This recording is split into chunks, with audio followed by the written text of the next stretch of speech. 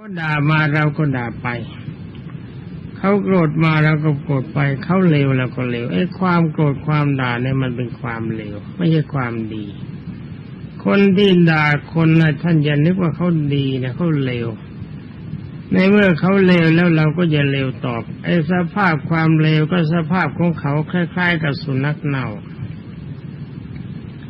สุนัขเน่ามันเหม็นมันเลวไม่มีใครต้องการเรามีสภาพเหมือนกับใบตองถ้าสุนัขเน่าลอยมาแล้วใบตองไปห่อสุนัขเน่าถึงแม้ว่าเราจะไม่เน่ามันก็มีกลิ่นเหม็นติดใบตอง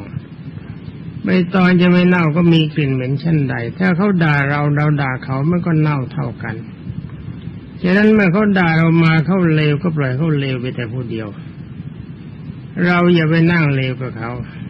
เป็นกล่าวว่าคนที่ไม่โกรธตอบเขานั่นเป็นคนดีคนตอบเป็นคนเลว